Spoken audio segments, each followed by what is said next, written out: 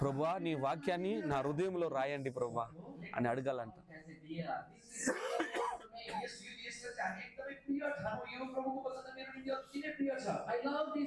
ప్రభువా నీ వాక్యాన్ని నేను ప్రేమించాలా అని అడగాలంట. ఇప్పుడు చాలా మందికి వాక్యము వినేటకు చదివేటకు ఇష్టం లేదు.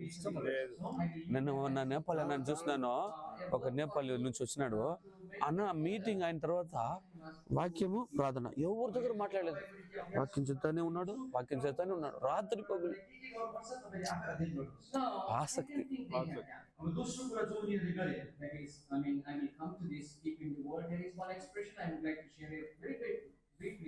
ఇప్పుడు వేరే ఈ వాక్యాన్ని మనసులో పట్టుకొని తర్వాత చెప్తాను. వేరే ఒకటి ఎగ్జాంపుల్.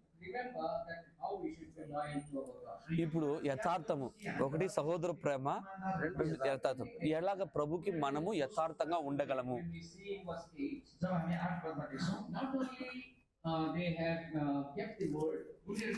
అదే ప్రకటన 3:8.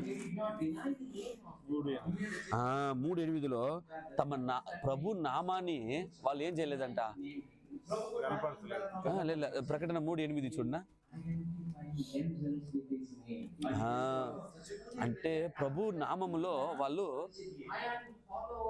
ఎరగలేదు. అది ఏం అర్థము? లాస్ట్ చదివిన నా నామముని క్రియలను నేను ఎరుగుదును, నీకున్న శక్తి కొంచెమే ఉండిను, నీవు నా వాక్యము గైకొన తర్వాత మనసు ఎరుగును లేదు, మనసును ఎరగలేదు. అవునా? నామం అని రాలేదు అక్కడ. నా నామముని ఎరగలేదు అంటే you did not deny my name అంటే అది అన్న. ఇప్పుడు ఫర్ ఎగ్జాంపుల్ మీరు క్రైస్తుడా అని వచ్చి అడుగుతా ఉంటే వాళ్ళు అవును నేను క్రైస్తుడే అంటే ఆయన నామముని